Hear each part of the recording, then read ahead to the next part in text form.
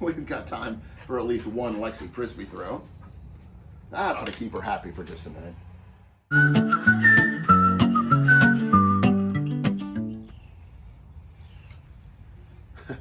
This is evidence of a successful weekend. I've just gotten back from the Oklahoma Mission of Mercy. Almost 50 hours, 40,000 plus steps, trying to make sure that the patients and the volunteers were nourished and well fed. What a great weekend for us to be able to help take care of people. Also, my eye bags now have their own carry-on luggage. After a weekend like we just had, it's time for a little bit of refreshing, both of the grandpa chair and for the guy that sits in it. It's one of my favorite parts of the weekend with the Oklahoma Mission of Mercy. It didn't take place on the floor where all of the treatment was happening. It actually happened at the delivery truck. We got to work with some really great kids from Enid High School. A group of girls from the softball team were able to come out and help us, and they were helping lift big cases of bananas and lots of water. Bananas for the patients and water for the volunteers, and not a one of them complained about it was too much work or wasn't enough fun or wasn't really doing something. They kept asking, how can we help you more? What more can we do to make this thing go really well for the people who need help? A lot of times people will talk about how kids are focused on things other than what's really important, but we didn't see that at the Mission of Mercy with the Enid kids.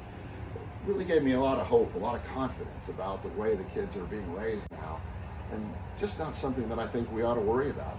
A lot of good things are coming out of a thing like Mission of Mercy, but one of those is understanding better about what the next generation looks like. So during this weekend at the Mission of Mercy, my job was primarily helping make sure that all the volunteers had food to be able to be taken care of.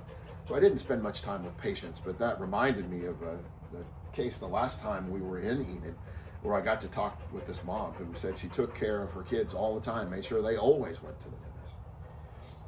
Over time, though, as the kids grew, she never had time to take care of herself, as moms will do. And the kids' friends would say, well, your mom's smile's kind of embarrassing. So she never smiled. She came to the Mission of Mercy that told the dentists that they thought maybe they could help her, and she had with her one of her kids, an 8-year-old who just sort of sat there like that, as kids will do. And so as they were working on taking care of her, they finally finished up the job. Before she even looked in a mirror, she asked her son, what do you think? And she smiled. And he grabbed her face like this in his hands and said, Mom, I never knew you were so beautiful. Now that's the way caring for people can really change lives. And that's the impact of a weekend like the Mission of Mercy. So, a weekend at the Mission of Mercy, hundreds of volunteers, thousands of procedures. Every person who walked out had a value of treatment of almost $1,600. That's an incredible way of trying to serve people, to be able to make sure that people are well cared for, and that shows the dedication of an awful lot of folks who helped make the Mission of Mercy successful this weekend. So, a lot of tired feet and legs, a whole lot of baggy eyes, but a whole lot of hope came out of the Mission of Mercy. You know, sometimes when you spend a lot of time trying to do something that's good, you require yourself to be able to find a little time to rest and to do a little maintenance.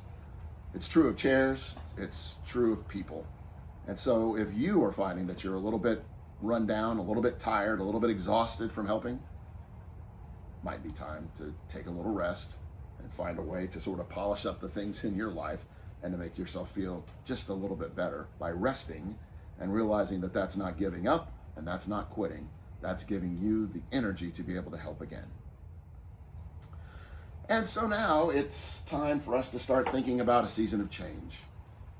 It's really nice to be able to think now, as the weather maybe is going to start turning nicer, that it's time to turn my mind to the garden.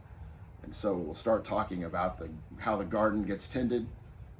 Just as a reminder, gardens don't grow if you just plant the seeds once or if you just water them once. They take continual tending, caring, just like we do for ourselves. And so spend that time as you're getting ready for the next season in your life to be able to think about how you need to be taken care of. and how you need to be tended, and making sure that you're getting the kind of things that you need. Sometimes we have to realize that tending the garden starts with tending the gardener. All right, I think we're both ready for the next season.